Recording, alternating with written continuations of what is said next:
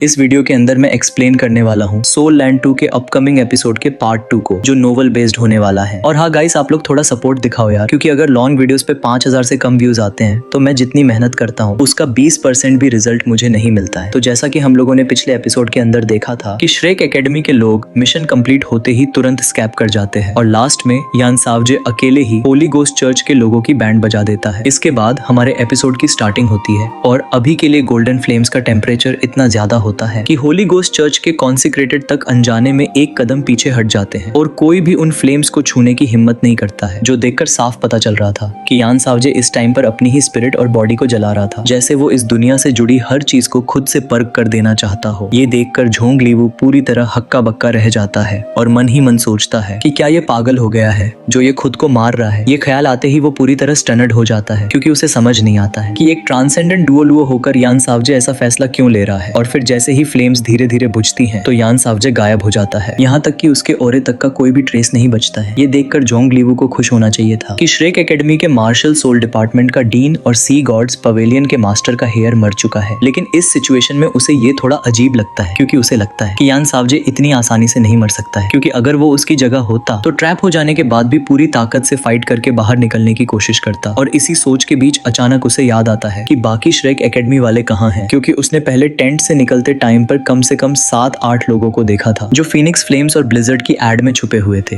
और ये सब देखकर उसे एहसास होता है कि यान सावजे जानबूझकर इतनी जोर से फाइट कर रहा था ताकि वे सब एस्केप कर सकें। जो सोचते ही वो चौंक जाता है और गुस्से में चिल्लाता है कि कुछ तो गड़बड़ है, जल्दी करो, उन्हें भागने मत देना। ये कहते हुए वो तेजी से उस जगह की तरफ जाता है जहाँ होली गोस्ट चर्च के लोग पहले जमा थे, लेकिन वहाँ पहुँचते ही उसका एक्सप्रेशन ग्रिम हो जाता है, क्योंकि जमीन पर लाशें ही लाशें पड़ी होती हैं और इतने कम टाइम में होली गोस्ट चर्च के 10 से ज्यादा लोग मारे जा चुके होते हैं। भले ही वे ज्यादातर सोल एम्परर लेवल के कल्टीवेटर होते हैं, लेकिन वे फ्रंटलाइन के एलीट थे, जिसकी वजह से झोंग लीवू का दिल अंदर से टूटने लगता है, क्योंकि इविल सोल मास्टर को पालना आसान नहीं होता है। और यहाँ एक साथ 10 मारे गए थे और ऊपर से मस्क्यूरेट डुओ लुओ जलकर मर चुका था, और साथ ही ब्लू सिल्वर होली लेडी भी गायब थी। कुल मिलाकर 12 लोग थे, जिनमें 2 बेहद इंपॉर्टेंट थे। ये सोचते ही उसका खून उबलने लगता है, वो लगभग खून उगलने वाला होता है और गुस्से में चिल्लाता है कि बास्टर्ड। और इसी बीच कमांड टेंट वाले भी रिएक्ट कर लेते हैं और लिन है भी वहाँ आता है, जो अंदर ही अंदर मरे हुए इविल सोल मास्टर्स को देखकर खुशी महसूस करता है, क्योंकि कोई भी उन्हें पसंद नहीं करता था, भले ही वे सेम साइड पर क्यों ना हो।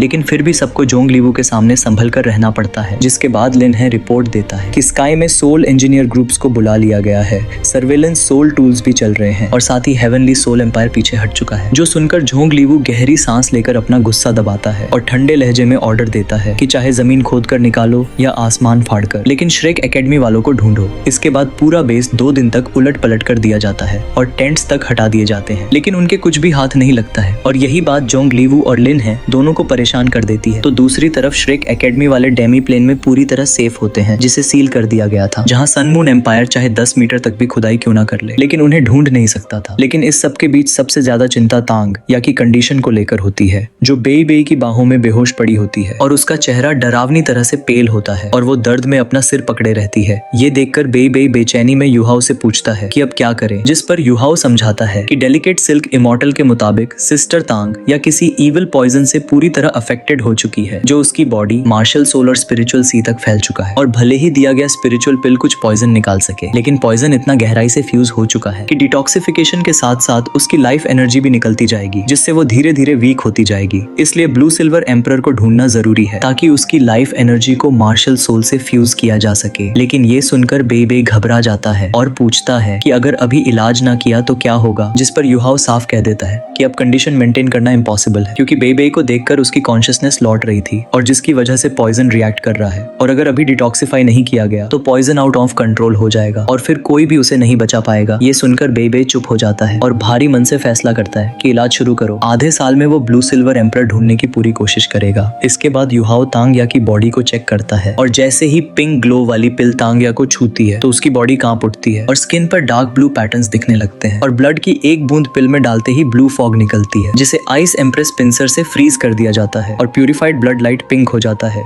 ये सब देखकर बेई समझ जाता है कि इविल पॉइजन उसकी पूरी लाइफ एनर्जी से जुड़ चुका है और उसे डिटॉक्सिफाई करना मतलब उसकी लाइफ एनर्जी को ही रिलीज करना है। जिसके बाद युहाओ उस डार्क ब्लू पाउडर को ध्यान से देखता है और साथ ही अपनी स्पिरिचुअल पावर को भी अनलीश करता है, ताकि अपने ऑल फैक्ट्री सेंस और विजन से पता लगा सके कि ये पॉइजन असल में किस तरह का है। और अंदर ही अंदर उसके दिल में थोड़ी उम्मीद अभी भी रहती है कि आइस फायर यिन यांग वेल से जो ट्रेजर्स उसने हासिल किए हैं वे शायद तांग या की बॉडी में पॉइजन को बाहर निकालने के लिए काफी होंगे। लेकिन जल्दी ही उसका चेहरा निराशा से भर जाता है और थोड़ी देर बाद वो अपना सिर उठाकर बेई बेई की ओर देखता है और धीरे से सिर हिलाते हुए कहता है, एल्डेस्ट ब्रदर अब कोई और तरीका नहीं है। ये ईविल पॉइजन बहुत कॉम्प्लेक्स है और ये कई लीथल पॉइजन्स के मिक्स से बना है और सिस्टर तांग या की लाइफ एनर्जी से फ्यूज हो चुका है, इसलिए इसके कंपोनेंट्स अलग से पहचानना असंभव है। इसके अलावा इसमें स्ट्रॉन्ग स्पिरिचुअल अंडुलेशंस भी हैं जो शायद उस शख्स के हैं जिसने यह पॉइजन इंजेक्ट किया था और मैं उसकी लाइफ एनर्जी को पॉइजन से अलग नहीं कर सकता हूँ। ये सुनकर बेई बेई हल्के से सिर हिलाता है और कहता है, मैं समझ गया युहाओ, तुमने पूरी कोशिश की है। जिस पर युहाओ मुस्कुराते हुए जवाब देता है, हाँ, लेकिन एल्डेस्ट ब्रदर चिंता मत करो। उसकी करंट कंडीशन देखकर अगर पॉइजन अभी भी बॉडी में फैलेगा तो आधे साल के अंदर पॉइजन पूरी बॉडी पर हावी हो जाएगा और उसकी स्पिरिट पूरी तरह डवोर हो जाएगी और तब उसे जगाना इम्पॉसिबल होगा और डिटॉक्सिफिकेशन में लगभग आधा साल लगेगा। इसका मतलब ये है कि अगले आधे साल में वो मरने वाली नहीं है, लेकिन उसकी लाइफ एनर्जी धीरे धीरे डिसिपेट होती रहेगी और जितना कॉन्शियस रहेगी वो उतनी ही वीक होगी और जब उसकी मेमोरीज रिकवर होगी तब उसकी लाइफ एनर्जी लगभग खत्म हो चुकी होगी।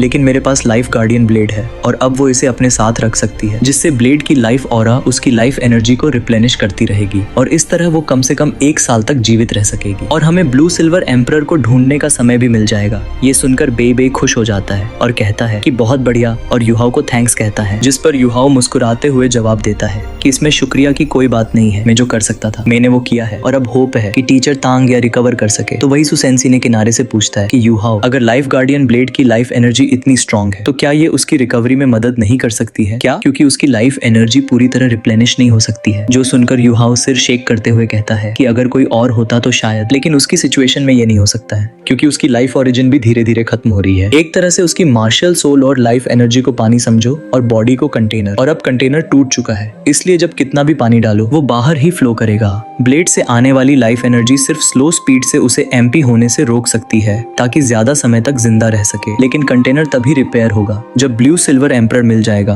और तभी लाइफ एनर्जी सॉलिडिफाई होगी और तभी वो रिकवर कर पाएगी। जो सुनकर सुसेंसी समझ जाता है और कहता है, अब समझ में आया, ये तो बहुत कंफ्यूजिंग था। जो सुनकर बेई बेई कहता है कि युहाओ अब शुरू करो, हम अपनी पूरी कोशिश कर चुके हैं। जो सुनकर युहाओ सिर हिलाता है और कहता है, ठीक, एल्डेस्ट ब्रदर टीचर तांग्या को टाइटली हग करो, उसे थोड़ी रियल पेन होगी लेकिन ये पहला स्टेप क्रूशियल है, कम से कम उसकी बॉडी को पॉइजन से और डैमेज नहीं होने देगा। जिस पर बेई बेई उसे टाइटली हग करता है और पैल होते हुए भी युहाओ डेलिकेट सिल्क इमॉर्टल की कल्टिवेटेड पिल को तांग्या के सामने लाता है और उसकी सोल पावर से जेंटल पिंक लाइट तांग्या की बॉडी में सर्ज होती है जिसकी वजह से वो कांप उठती है और पर्पलिश ब्लैक पैटर्न्स उसकी स्किन पर फिर दिखाई देते हैं। Pinkish glow dark blue patterns को छूते ही उसकी बॉडी में रिपल आता है और dark blue beads of sweat उसके माथे पर इंस्टेंटली सरफेस होते हैं, जो देखकर युहाओ आइस एम्प्रेस पिंसर से पसीने में मौजूद पॉइजन को अपने पान में खींचता है और उसे इंस्टेंटली फ्रीज कर देता है और धीरे धीरे वो poison dark blue ice crystal में बदल जाता है और बीड्स तांग्या की बॉडी से बाहर उड़ते हैं, जिसे देखकर युहाओ अपनी आई ऑफ डेस्टिनी खोलता है और जेंटल स्पिरिचुअल पावर से उसका स्पिरिचुअल सी स्टेबलाइज करता है। Z green lightning streak life guardian blade बनकर उसकी चेस्ट पर स्टिक हो जाती है और पूरी जगह लाइफ ऑरा से भर जाती है। युहाओ का डिस्टॉर्टेड प्रोजेक्शन बनता है जो उसके पास आकर लाइफ गार्डियन ब्लेड में अपनी स्पिरिचुअल पावर डालता है और ब्लेड की लाइफ एनर्जी तांग्या की बॉडी में फ्लो करती है। ये देखकर उसका फेस थोड़ा पिंकिश ग्लो आने लगता है और लाइफ एनर्जी डिसिपेटिंग होते हुए भी उसे मेंटेन करने लायक हो जाती है, जो देखकर बेई बेई भी समझ जाता है कि युहाओ ने पहले क्या समझा रहा था। लाइफ एनर्जी धीरे धीरे उसके पोर्स से सीप करके बेई बेई में भी एंटर होती है और जैसे उसकी बॉडी नरिश हो रही हो टाइम बीतता है और dark blue poisonous ice crystal Yuhao के हाथ में उसके पाम जितना बड़ा हो जाता है और बीड्स का रंग फेड होने लगता है और तांग्या की बॉडी फाइनली शांत हो जाती है और वो धीरे धीरे डीप स्लीप में चली जाती है। युहाओ पिल को रिट्रैक्ट कर देता है और आइस क्रिस्टल्स को स्टोरेज टाइप सोल टूल में रख देता है। स्पिरिचुअल एंटिटी अभी भी लाइफ एनर्जी आउटपुट कंट्रोल करती है ताकि तांग्या की बॉडी में लाइफ एनर्जी मेंटेन रहे, लेकिन अभी के लिए बेई बेई तांग्या को लेकर काफी ज्यादा टेंशन में होता है, जो देखकर युहाओ बेई बेई को तसल्ली देते हुए करता है कि एल्डेस्ट ब्रदर चिंता मत करो, डिटॉक्सिफिकेशन के बाद सरफेस पॉइजन बाहर आ गया है और अब उसे फर्दर कोरोजन नहीं होगी, लेकिन तांग्या अभी भी वीक है इसलिए तुम्हें उसकी केयर करनी होगी।